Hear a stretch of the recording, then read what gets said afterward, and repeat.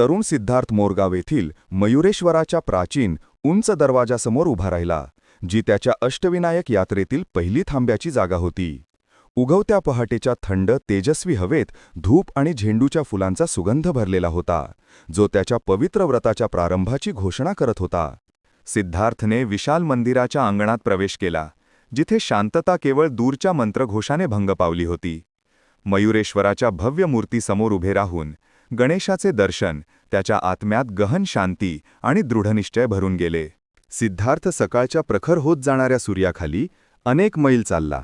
धूळ भरलेला रस्ता त्याच्यासमोर लांब पसरलेला होता. त्याने एका विशाल वडाच्या झाडाखाली थोडा वेळ विश्रांती घेतली आणि मयुरेश्वराचे आशीर्वाद आठवून त्याने प्रवासाचा सुरुवातीचा थकवा दूर केला. उबडखाबड प्रदेशातून प्रवास करत सिद्धार्थ अखेरीस भीमा नदीच्या विशाल तीरावर पोहोचला. टेकडीवरील सिद्धटेक मंदिराचे दूरचे सिल्हुएट पाहून त्याला खात्री झाली की तो दुसऱ्या पवित्र स्थळाजवळ पोहोचला आहे, ज्यामुळे त्याचा थकलेला आत्मा पुन्हा उत्साहाने भरला. नदीला मागे सोडून सिद्धार्थाने सिद्धटेकच्या टेकडीवर चढायला सुरुवात केली. प्राचीन दगडी पायऱ्यांनी युक्त असलेला तो नागमोडी मार्ग त्याच्या सहनशक्तीची परीक्षा घेत होता, पण सिद्धिविनायकाच्या दर्शनाची ओढ त्याला बळ देत होती. अखेरीस सिद्धार्थ सिद्धिविनायक मंदिरापाशी पोहोचला, जिथे गणेशाची उजवीकडे वळलेली सोंड असलेली अद्वितीय मूर्ती विराजमान आहे. त्याने शांत गाभाऱ्यात प्रवेश केला आणि कठीण प्रवासानंतर त्याला प्रचंड शांतीचा अनुभव आला.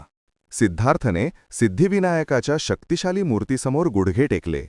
उजवीकडे सोंड असलेली ही मूर्ती अपार शक्ती आणि त्वरित सिद्धी, आत्मिक पूर्तता प्राप्त करण्याची क्षमता दर्शवत होती, ज्यामुळे सिद्धार्थचा विश्वास दृढ झाला. सिद्धार्थाने आपली पूजा पूर्ण केली आणि सिद्धिविनायकाच्या शक्तीवर ध्यान केले. नवीन लक्ष्य आणि आध्यात्मिक यशाच्या खात्रीने तो शांत मंदिरातून बाहेर पडला, पालीकडे लांबचा प्रवास करण्यासाठी सज्ज झाला.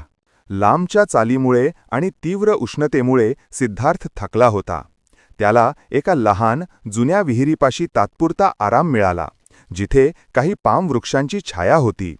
त्याने थंड पाणी पिऊन चेहऱ्यावरील धूळ धुवून टाकली आणि पालीकडे जाण्यासाठी स्वतःला पुन्हा उत्साही केले.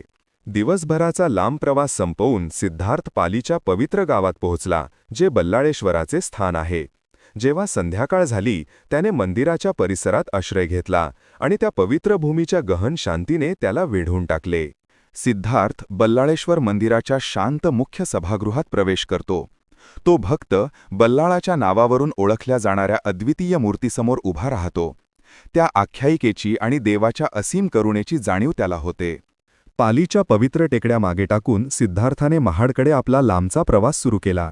सकाळचा रस्ता हिरव्यागार झाडीतून वळत गेला, जो मागील प्रवासातील कोरड्या मैदानांपेक्षा खूप वेगळा आणि सुंदर होता. सिद्धार्थ महाड येथील पूज्य वरदविनायक मंदिराच्या आवारात पोहोचला.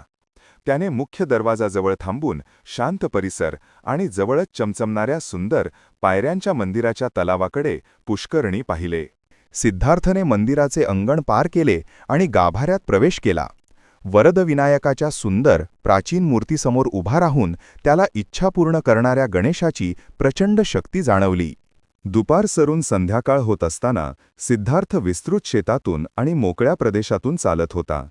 एका लहान गावात त्याने एका दयाळू कुटुंबासोबत साधा भोजन करून थेऊरच्या उर्वरित प्रवासासाठी आपली शक्ती पुन्हा मिळवली.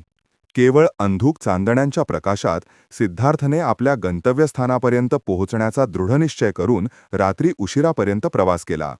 अखेरीस तो 5वे पवित्र स्थान असलेल्या थेऊरच्या शांत उपनगरात पोहोचला आणि पहाटेपूर्वी विश्रांतीसाठी एक साधे ठिकाण शोधले. सिद्धार्थ शांत चिंतामणी मंदिरात प्रवेश करतो, जिथे चिंता दूर करणाऱ्या गणेशाचे दर्शन होते. कपिला ऋषींना चिंतामणी रत्न परत करण्याच्या गणेशाच्या कथेचे तो स्मरण करतो. सिद्धार्थने उत्तरेकडे आपला खडतर प्रवास सुरू केला. थेऊरचे मैदान सोडून तो पुढे जात असताना रस्ता हळूहळू खडकाळ आणि उंच होत गेला. त्याचे लक्ष लांबच्या लेण्याद्रीच्या डोंगरांवर लागले होते.